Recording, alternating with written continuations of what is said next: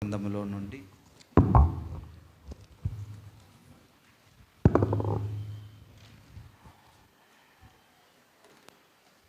పరిశుద్ధ బైబిల్ గ్రంథములో నుండి దేవుని పరిశుద్ధ వాక్యాన్ని ధ్యానం చేద్దాం. వీలైతే గేట్ వేసేయండి, బయట గేటు గేట్ వేసి ఎవరు బయటికి వెళ్ళకుండా, బయట వాళ్ళు లోపలికి రాకుండా, లోపల రావడానికి ఈ సైడ్ నుంచి వచ్చి చాలు. సరే, ఈ మాటలు చాలా జాగ్రత్తగా మీరందరూ వినండి. దేవుని స్తోత్రం, హల్లెలూయా. ప్రియులారా, అపోస్తుల కార్యం 2వ అధ్యాయం 37వ వచనం. అపోస్తుల కార్యం 2వ అధ్యాయం 37వ వచనం.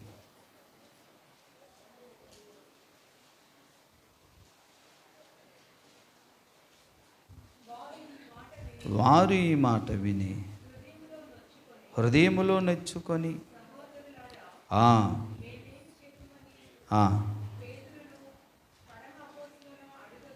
చాలు చాలు చాలు. దేవుని స్తోత్రం, హల్లెలూయా. పేతురు అపోస్తులు ఒక ప్రసంగం చేశారు. ప్రసంగం చేస్తే వాళ్ళు విని బాధపడి ఏడ్చి, హృదయములో పొడవబడిన వారే అని ఉంటుంది ఆ మాట. ఎందుకంటే హృదయములో గుచ్చబడి మనసులో బాధ కలిగి, అయ్యో మేమేనా యేసయ్యని చంపాము, అయితే మేమేం చేయాలి, మేమేం చేయాలి చెప్పండి పేతురు గారు, అయ్యా చెప్పండి అయ్యా అని చాలామంది అడిగారు. ఆ అడిగిన ప్రశ్నకు సమాధానమే పేతురు చెబుతున్నాడు. చదవండి ఒకసారి. అదండి ఫస్ట్ వాళ్ళు అడిగారు కదా, అయితే యేసుని చంపేసి ఇప్పుడు మేమేం చేయాలంటే దానికి జవాబుగా పేతురు అంటున్నాడు, ఇలా చెయ్యండి అని కొన్ని క్రియలు చెప్పాడు. ఒకటి, మారు మనసు పొందండి, తర్వాత పశ్చాత్తాపడండి, తర్వాత పాప క్షమాపణ పొందండి, యేసు నామమున బాప్తిసం పొందండి, ఈ తరం వారికి వేరవ్వండి, అలా రక్షణ పొందండి, అప్పుడు మీరు పరిశుద్ధాత్మ వరమును పొందుతారని ఈ 7 విషయాలు చెప్పారు. ప్రియులారా, గమనించండి, వారు రక్షణ పొందారు. రక్షణ పొంది ఆ రోజు ఎంతమంది సంఘంలో చేర్చబడ్డారట తెలుసా? 3000 మంది, ఇంచుమించుగా 3000 మంది. చదవండి. అతని వాక్యము అంగీకరించిన వారు బాప్తిసం పొందారు. ఇంచుమించు 3000 మంది సంఘములో చేర్చబడ్డారట. హల్లెలూయా. అయితే ఈ 3000 మంది సంఘములో చేర్చబడ్డారు కదా, చాలా సీరియస్గా చెప్తున్నాను, వినండి దయచేసి. ఇది అవసరం, అత్యవసరం. ఈ 3000 మంది చేర్చబడిన తరువాత వాళ్ళు ఒక పని చేశారట. వినండి, ఆ పని ఏంటి? అలా చెయ్యమని పేతురు కూడా చెప్పలేదు అక్కడ. చదవండి 42. వినండి, ఎవరు? ఈ 3000 మంది అపోస్తుల బోధయందు, సహవాసమందు, రొట్టె విరుచుటయందు, ప్రార్థించుటయందు ఎడ తెగక ఉన్నారట. హల్లెలూయా, హల్లెలూయా. విన్నారా ఈ మాట? దీన్ని ఇలా చేయమని పేతురు చెప్పాడా? పేతురు చెప్పాడు ఇలా చేయమని? చెప్పకపోయినా పరిశుద్ధాత్మ చేత నడిపించబడి, అరే ఇలా చేయుట శ్రేష్టమని దేవుని చేతనే నియమించబడ్డారు ఆ కార్యం చేయడానికి. మీకు ఎవరు చెప్పనవసరం లేదండి. మారు మనసు పొందే, రక్షణ పొందితే ఆటోమేటిక్గా అమ్మో అపోస్తుల బోధ నాకు కావాలని వచ్చేస్తావు, ప్రార్థన కావాలని వచ్చేస్తావు, ప్రభు రక్త మాంసాలు అవసరమని వచ్చేస్తావు. ఎవరు చెప్పనవసరం లేదు. ఆత్మచేత నడిపించబడిన వారు, ఆత్మ వరమును పొందుకున్న వారు ఆటోమేటిక్గా తయారైపోతారు. పేతురు చెప్పలేదండి ఈ 4 చేయమని, చూడండి కావలిస్తే. అందుకని పిల్లారా బాగా వినండి, మనకు మానవ కల్పిత బోధలు మనకొద్దు. ఏ బోధ కావాలి? అపోస్తలుల బోధ కావాలి. అవునా కాదా? వాళ్ళు ఏం చేశారు? ప్రార్థనలు ఎడతెగక ఉన్నారు. వారు ఏం చేశారు? మళ్ళీ రొట్టె విరుచుటలో కూడా ఎడతెగక ఉన్నారు. కానీ ఈ రోజుల్లో చాలామంది ఈ 3 చేస్తున్నారు. బాగా వినండి, బాల్కనీ మీద చాలా ఎక్కువ మంది ఉన్నారు. ఈసారి నిండిపోవాలి, ఇక్కడ నిండిపోవాలి, ఈ సైడ్ కూడా కుర్చీలు వేయాలి, అన్ని ఆత్మలు రక్షించాలి. గమనించండి, ఇక్కడ 3 విషయాలు బాగా పాటిస్తారు. మన అపోస్తుల బోధలో ఉన్నామా లేదా? ఓకే. రొట్టె విరుచుటి యందు ఎడతెగకుండా ఉన్నామా లేదా? చెప్పాలి తిమో. సరే. ప్రార్థన యందు ఎడతెగకుండా ఉన్నామా లేదా? ఉన్నా. ఈ 3 ఓకే. కానీ పెద్దగా పట్టించుకోని విషయం ఏంటో తెలుసా? సహవాసములు ఉండడం. పట్టించుకోరు చాలామంది. ఏం చేస్తారో తెలుసా? వాళ్ళ ఆరాధన తీసుకోవాలి కాబట్టి తీసుకొని వెళ్ళిపోతారు, లేదా ఆ టైంకి వచ్చి వెళ్తుంటారు. దానివల్ల చాలా నష్టాలకు గురవుతాం మనం. సహవాసం యొక్క ప్రాముఖ్యత ఏంటో దేవుడు ఇక్కడ తెలియజేస్తున్నాడు మనకు. పిల్లారా, మనకెన్నో పనులు ఉంటాయి, కానీ సహవాసాన్ని నిర్లక్ష్యం చేయకూడదు. దేని బిడ్డలారా గమనించండి, మనకెన్నో ప్రార్థనలు ఉంటాయి, ఉండొచ్చు. అనగా సమాజ కూటాలు, ఏకాంత ప్రార్థనలు, తెల్లవారి ప్రార్థనలు, ప్రార్థనా వారోత్సవాలు, ఇల్లు ఓపెనింగులు, పుట్టినరోజు ప్రార్థనలు, ఎన్నో ఉండొచ్చు. అవి ముఖ్యమే, కానీ అవి సరిపోదు. మళ్ళీ ప్రభు రక్త మాంసాలు తీసుకోవడం ముఖ్యమా కాదా? ముఖ్యమే, కానీ అది సరిపోదు. ప్రార్థన అవసరమా కాదా? అవసరం. ముఖ్యమా కాదా? కానీ అది చాలదు. ఇంకా అపోస్తల బోధ అవసరమా? ముఖ్యమా కాదా? ముఖ్యమే, అయినా అది చాలదు. పిల్లారా, సహవాసము లేకుండా ఎవరు కూడా పరిపూర్ణులు కాలేరు. అది మెయిన్. ఎందుకంటే భక్తి అనగా చాలామంది అనుకుంటారు, ఏదో ఒంటరిగా ఉంటే దేవుని ఆరాధిస్తే చాలదా ఇంటి దగ్గర అని అనుకుంటారు. భక్తి అనగా నీవు ఒంటరిగా చేసేది కాదు, సమాజముతో కలిసి సాధన చేసేదే అసలైన భక్తి. అందుకే సహవాసాన్ని దేవుడు అక్కడ ఏర్పాటు చేశాడు. హల్లెలూయా. ఎన్ని పనులున్నా సహవాసంలో మాత్రం మనం ఉండాలి. దేవుని స్తోత్రం. హల్లెలూయా. సహవాసంలో వారు కొనసాగాలి. అవి ఎందుకు వారు కొనసాగారు, ఎడతెరిపి లేకుండా సహవాసంలో ఉన్నారు అని ఎందుకు రాయబడిందో తెలుసా? బాగా వినండి, ఇక్కడి నుంచి బాగా మైండ్ అవుట్ చేసుకోండి, పాయింట్అవుట్ చేసుకుని చక్కగా. ఏంటంటే, సాతాను నిన్ను పాడు చెయ్యాలి అనుకున్నప్పుడు నిన్ను మొదట వాడు చేసేదేటో తెలుసా? దేవుని నుండి నిన్ను దూరం చేయాలని సాతానుడు అనుకున్నప్పుడు నిన్ను మొదట వాడు చేసేదేంటో తెలుసా? నిన్ను సహవాసానికి దూరం చేస్తాడు. అది ఫస్ట్. మరొకసారి చెప్తున్నాను, మార్గారు 5 నిమిషాలు ముగిస్తాను, టైం లేదు. సాతానుడు ఎవరినైనా పడగొట్టాలి అనుకున్నప్పుడు వాడు ఫస్ట్ చేసే పని ఏంటో తెలుసా? సహవాసమును దూరం చేస్తాడు. ఏదో ఒక విధమైన కారణాలు కల్పిస్తాడు. ఆదివారమే ఏదో ఒక విధమైన కొన్ని పనులు, కార్యాలు, కథా కార్యాలు ఏర్పాటు చేయిస్తాడు. సహవాసాన్ని దూరం చేయాలని. ఎందుకో చెప్తాను చూడు. ప్రియులారా, నీకు సహవాసానికి వాడు దూరం చేశాడు అనుకుంటే సాతాను ఉద్దేశం సగం నెరవేరినట్లే.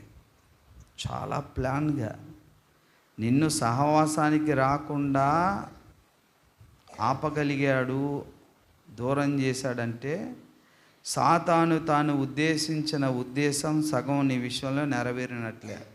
అమ్మయ్య, ఈడు వెళ్ళట్లేదు, ఈయన్ని ఎలాగో ఒకలాగా సర్వనాశనం చేస్తాను, నా ప్లాన్ సగం పూర్తయింది అనుకుంటాడు.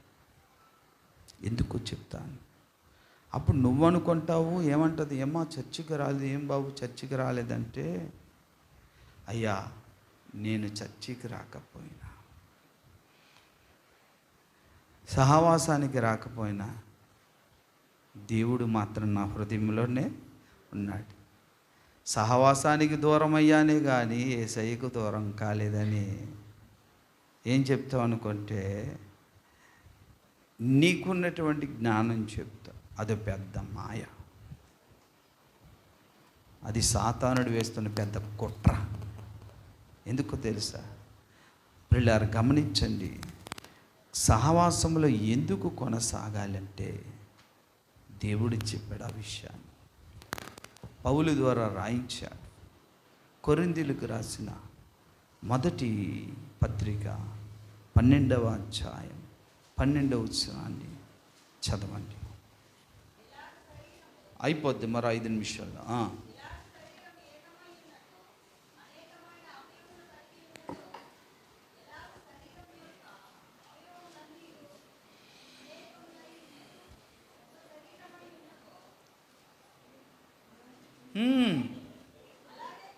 అది పాయింట్ అమ్మా. ఈ కాళ్ళు, చేతులు, వేళ్ళు ఇవన్నీ కూడా ఈ శరీరాన్ని అంటుకొని ఉందా లేదా? ఎస్. బాగా వినండి. అలాగే విశ్వాసులందరం కూడా నువ్వు నేను అందరం కలిపి కాళ్ళు చేతుల్లాగా క్రీస్తు శరీరములో ఉన్నామట. అక్కడ ఏం చెప్తుంది? అలాగునే శరీరం ఎలాగైతే అన్ని అవయవాలతో ఉండి ఒక శరీరంగా ఉన్నాదో మనమందరము కూడా సంఘములో ఉన్నాము అనలేదు అక్కడ. పాయింట్ గమనించండి. సంఘములో ఉన్నాము, సంఘము ఉంది అనలేదు ఆయన. మనము కూడా ఒక అవయవానికి ఒకటి అతుక్కున్నట్టుగా సంఘం ఉంది అనలేదు. క్రీస్తు ఉన్నాడు అన్నాడు ఆయన. హల్లెలూయా. అర్థమైందా? మరొకసారి గట్టిగా చదువమ్మా. అనేక అవయవములు కలిగి ఉన్నాను.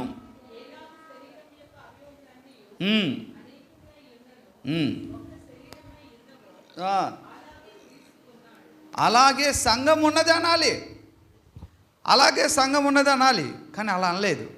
అలాగే క్రీస్తు ఉన్నాడు అంటున్నాడు అక్కడ. హల్లెలూయా, హల్లెలూయా. అంటే మీరు బాగా గమనించండి. ఒక్క మాట మీకు అర్థమైతే చాలా సంతోషం. భూమి మీద క్రీస్తు ఉన్నాడా లేడా? ఎలా ఉన్నాడు? వాక్య కదా, అది కరెక్టే.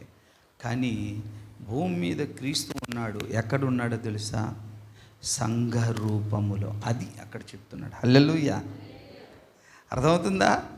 యేసయ్య సంఘ రూపములో ఉన్నాడు. అది పౌలు చెప్తున్నాడు అక్కడ. అంటే సంఘము అనగా యేసు. ఇప్పుడు యేసు అనే శరీరములో ప్రతి అవయవము కలిసి ఉండాలి.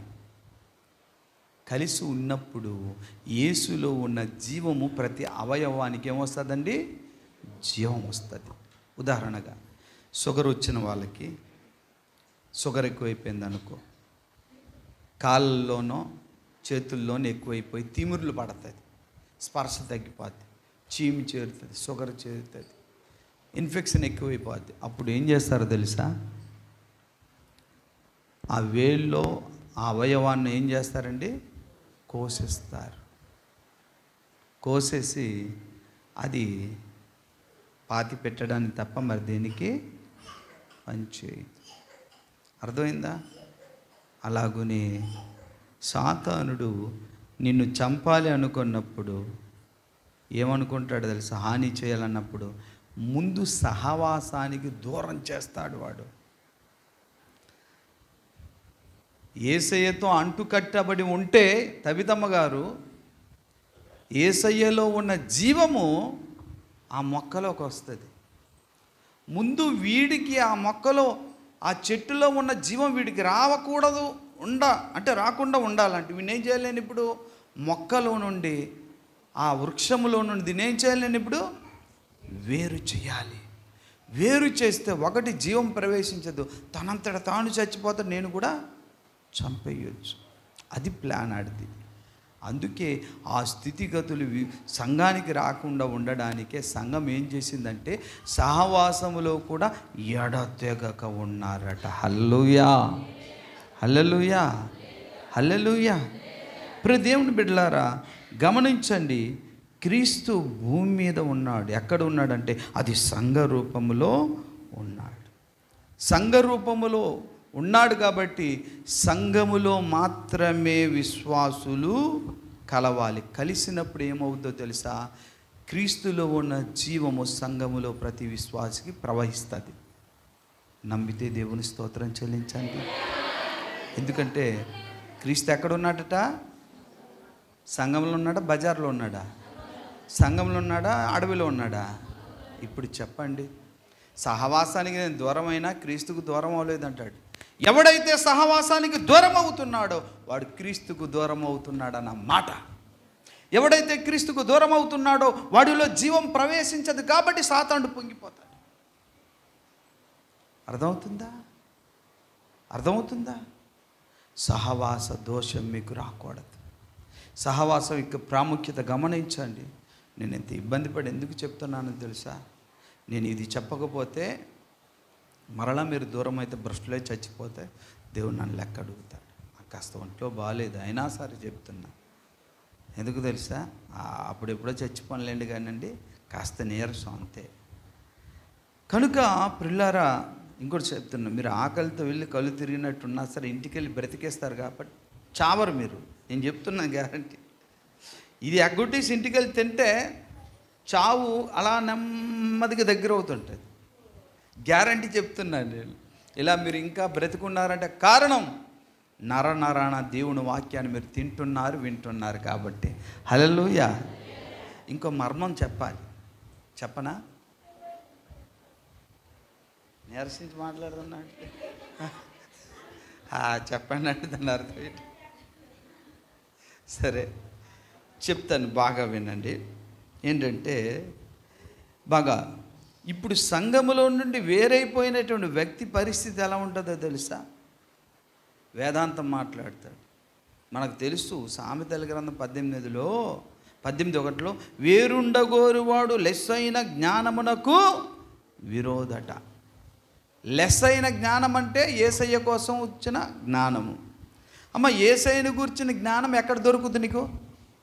లెస్సయ్యైన మంచి జ్ఞానం ఎక్కడ దొరుకుతుంది నీకు? బజార్లోనా? డ్వాక్రా మీటింగుల్లోనా? ఎక్కడ దొరుకుతుందండి? ఇప్పుడు సంఘములో దొరికినప్పుడు లెస్సైన జ్ఞానం నీకు వస్తుంది, నువ్వు బాగుపడతావు. ఎక్కడికి వస్తే? డ్వాక్రా మీటింగ్కి వెళ్తేనా? చెప్పు. అది అందుకని వాళ్ళు ఎడతెరిపి లేకుండా సహవాసం చేశారు. లెస్సైన జ్ఞానం ఇక్కడ ఎందుకు దొరుకుతుందో తెలుసా? మరియమ్మ గారు, సంఘములో ఎందుకు దొరుకుతుందో తెలుసా? బాగా వినండి. సంఘములో ఎందుకు దొరుకుద్దంటే సంఘాన్ని దేవుడు జ్ఞానయుక్తముగా, లెస్సైన జ్ఞానం ఉండేటట్లుగా సంఘాన్ని దేవుడు కట్టాడు. ఆ లెస్సైన జ్ఞానం ఉండేటట్లుగా సంఘాన్ని ఎలా కట్టాడో తెలుసా? ఇస్సాక్ గారు సంఘానికి ప్రవక్తలను ఉంచాడు, సంఘానికి సువార్తికులను ఉంచాడు, సంఘానికి అపోస్తులను ఉంచాడు, సంఘాన్ని ఉపదేశకులకు కూడా ఇచ్చాడు. అవునా? గమనించండి. సంఘానికి లెస్సైన జ్ఞానం ఉంది అంటే కారణం, కట్టబడుతుందంటే కారణం ఏంటంటే దేవుడు అనుగ్రహించినటువంటి 5 వ్యక్తి రూపకమైన వరాలు, 9 శక్తి రూపకమైనటువంటి వరాలు సంఘానికి ఉంది. అది లోకంలో లేదు. లోకానికి నువ్వు వెళ్ళినా ఏం సంపాదించుకోలేవు. అందుకే చూడండి, మీరు మాట్లాడండి, దేవుడు నమ్ముకున్న దాన్ని మీ అక్క చెల్లెల అనుభవజ్ఞులే, కానీ మీరు మాట్లాడుతుంటే మీ జ్ఞానానికి వాళ్ళ జ్ఞానానికి తేడా ఉంటుంది. 10 మంది నీ మాట వింటుంటారు. ఎందుకో ఇక్కడ లెస్ అయిన జ్ఞానము నీకు అబ్బుతుంటుంది. 9 శక్తి రూపకమైనటువంటి వరాలు ఏంటవి? పరిశుద్ధాత్మ వరాలు. 9 వరాలు ఎవరికి ఉంది? ఇది సంఘానికి ఇచ్చాడు. బుద్ధివాక్యం, జ్ఞానవాక్యం, అన్య భాషలు అర్థం చెప్పువారం, విశ్వాసవారం, అద్భుతాలు చేయవారం. లేదా సంఘానికి ఉంది, లోకానికి లేదు. అది మరి వ్యక్తి రూపకమైన వరాలు ఎవరో తెలుసా? ఇదిగో వీరు స్వార్థికులు, బోధకులు, అపోస్తులు, చెప్పాలి ఉపదేశకులు, వీళ్ళందరూ కలిపి సంఘాన్ని ఏం చేస్తారండి? లెస్సైన జ్ఞానం ఉండేటట్లుగా కడతారు. కనుక సహవాసానికి దూరం అయిపోయిన వాడు లెస్సైన జ్ఞానానికి దూరం అయిపోయి బుద్ధిహీనుడు అవుతాడు. నేను చెప్పలేదు, అదే సామెతల గ్రంథం 18:2 చెప్తుంది చూడండి. బుద్ధిహీనుడు ఏమంటాడండి? 18:2 బుద్ధిహీనుడు ఉందా?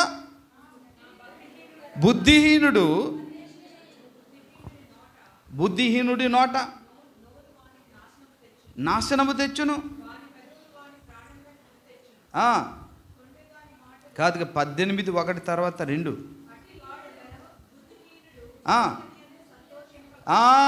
వినండి. బుద్ధిహీనుడు వివేచన యందు సంతోషింపక, లెస్సైన జ్ఞానం యందు సంతోషించక, ఆఖరికి ఏమవుతాడో తెలుసా? అమ్మా అయ్యగారు, నీకు తెలీదా? సహవాసానికి దూరం అయ్యాను కానీ దేవుడికి దూరం కాలేదు. ఎందుకంటే దేవుడు నా హృదయంలోనే.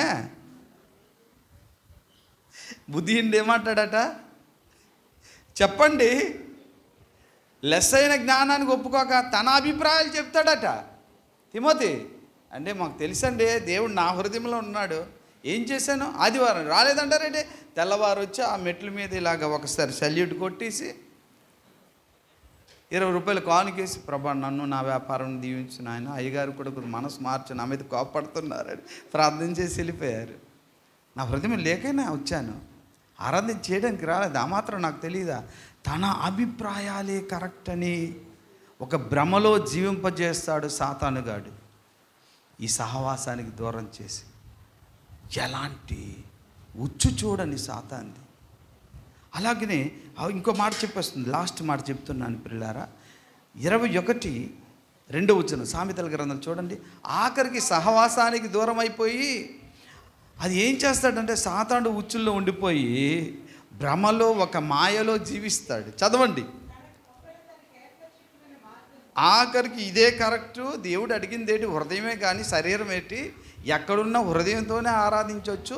నేను అడవిలో ఉన్నాయేంటి, వ్యాపారం దగ్గర ఉన్నాయేంటి, డోక్రా మీటింగుల్లో ఉన్నాయేంటి, భోజనాల దగ్గర ఉన్నాయేంటి, మనసంతా ఆయనకి ఇచ్చేసాను అని తన అభిప్రాయాలన్నింటినీ బలపరుచుకుని ఏం చేస్తాడు? చదవమ్మా మళ్ళీ. ఒకడు తనకు ఏర్పాటు చేసుకున్న మార్గము ఎట్టిదైనను తన దృష్టికి అది మంచిదే అనుకొని భ్రమలో మాయలో జీవించి, అంటే నీకేం తెలుసా? నేను చెప్పింది విను, నా మాట విను. నీకు తెలియదు అసలు భక్తి అంటే? నేను చెప్తాను, నా మాట వినండి, నన్ను గౌరవించండి అని అంటాడట ఈ బుద్ధిహీనుడు. చూసారా?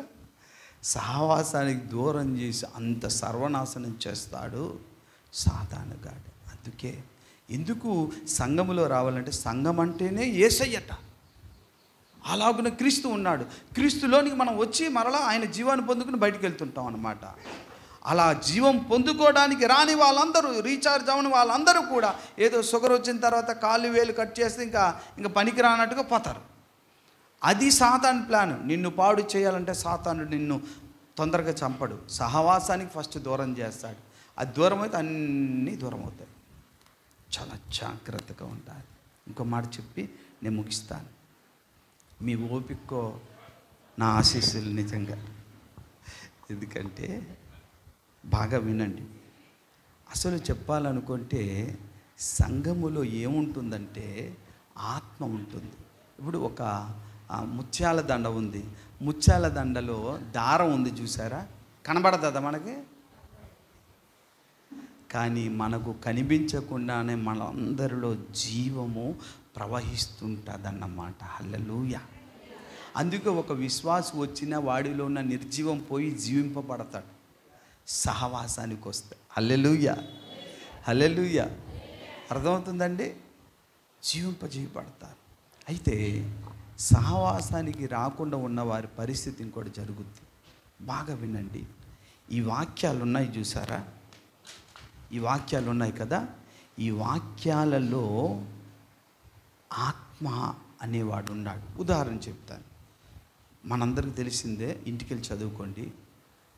యోహాను సువార్తలో ఉంటుంది 6వ అధ్యాయంలో, ఆత్మ జీవింపజేయుచున్నది, శరీరము కేవలం నిష్ప్రయోజనమట అని చెప్పేసి ఇదే మాటను 2 కొరింథీయులకు రాసిన పత్రికలో చెప్తాడు. ఏమని చెప్తాడు తెలుసా? అక్షరము చంపును, ఆత్మ జీవింపజేయును అన్నాడు. హల్లెలూయా. అంటే ఇక్కడేమో శరీరానికేమో అక్షరాలతో పోల్చాడు, ఆత్మకేమో పరిశుద్ధాత్మతో పోల్చాడు. బాగా వినండి. ఇక్కడ ఉన్నటువంటి అక్షరాలు ఉన్నాయా? ఆదికాండం నుంచి ప్రకటన వరకు అందులో ఉన్నటువంటి అక్షరాల లోపల ఆత్మ ఒకడు ఉన్నాడు, పరిశుద్ధాత్మ దేవుడు. అందుకని పరిశుద్ధాత్మ దేవుడు మనల్ని బ్రతికించాలి అంటే, ఒకవేళ మనిషి ఉన్నాడండి, మనిషికి ఎప్పుడు విలువ అండి? ఎంతవరకు విలువ? మరియమ్మ గారు, తనలో ఉన్న ఆత్మ ఉన్నంత వరకే. కానీ ఆత్మ వెళ్ళిపోయింది అనుకో, ఆ శరీరాన్ని తీసుకొచ్చేసి విలువైందిగా ఎంచుతారా? అమ్మా ఈ శరీరం 25,000 తీసుకోమ్మా, అమ్మా ఈ శరీరాన్ని పోనీ కనీసం మీకు 5,000 తగ్గించి 20,000 ఇస్తాను తీసుకోండి. ఎవరు తీసుకుంటారు? అమ్మో చి. అరే ఏనుగు చచ్చిపోయినా తన శరీరం పనికి వస్తుంది, దంతాలు, చర్మం. పులి చచ్చిపోయినా, అదే మనిషి చచ్చిపోతే కొనుక్కుంటారా? బేరం పెట్టేద్దాం. పనికిర, కేవలం నిష్ప్రయోజనం. ఆత్మ ఉన్నంత వరకే. అంటే శరీరాన్ని బ్రతికిస్తున్నది ఏది? ఆత్మ. అలాగునే ఇక్కడ అక్షరము నిన్ను చంపునని బైబిల్లో కొరింథీయులకు రాసిన పత్రిక 3వ అధ్యాయం 2వ కొరింథీయుల్లో, అక్షరము చంపును, ఆత్మ జీవింపజేయను అంటుంది. అక్షరం అంటే బాగా గమనించండి, మనము నీ వాక్యమే నన్ను బ్రతికిస్తున్నది. ఈరోజు మనం బ్రతుకుతున్నాం వాక్యం బట్టే. వాక్యమే నన్ను బ్రతికిస్తుందని దాని అర్థం ఏంటో తెలుసా? వాక్యము లోపల ఏముంది? ఆత్మయే మనల్ని బ్రతికిస్తుంది. హల్లెలూయా. బాగా గమనించండి. అది మనల్ని బ్రతికించాలంటే ఒక షరతు ఏంటో తెలుసా?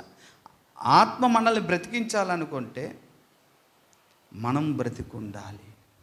ఈ రోజుల్లో చాలామంది చచ్చిపోయిన వారు, అంటే దేవునికి దూరం అయిపోయే బైబిల్ చదువుతున్నారు, రక్షణ పొందకుండానే బైబిల్ చదువుతున్నారు, మారు మనసు లేకుండానే బైబిల్ చదువుతున్నారు. కాబట్టి బైబిల్ అంతా తప్పులే కనిపించేసి, అరే దావీదు పాపం చేయలేదా, లోతు కుమార్తెలు పాపం చేయలేదా, చిచ్చి సంసోనేటి ఇలాంటి పాపాలు చేశాడు అని చదివి ఆఖరికి ఏమవుతున్నారు తెలుసా? మరింత నాశనం అయిపోయి నరకానికి పోతున్నారు. వాక్యమే చదువుతున్నారు, అక్షరమే చదువుతున్నారు, కానీ వారు భ్రష్టులై నరకానికి పోతున్నారు. కారణం, వారు చచ్చిన ఆత్మతో బ్రతుకుతున్నారు, చచ్చిన ఆత్మతో చదువుతున్నారు. అందుకే ఈ వాక్యము వారిని చంపేస్తుంది. మనిషి ఎవడైనా చచ్చిపోతే తన శరీరం ఎవరికైనా హాని చేస్తుందా?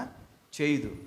కానీ ఆధ్యాత్మికంగా ఒక వ్యక్తి చచ్చిపోతే, చచ్చిపోయిన మనసుతోనే దేవునికి దూరం అయిపోతూ చదివితే, విమర్శ అంటే దేవుడి జీవం పొందుకోకుండానే, యేసు రక్తం చేత కడుక్కోకుండానే, మారు మనసు పొందకుండానే, రక్షణ పొందకుండానే చదివితే ఏమవుతుందో తెలుసా?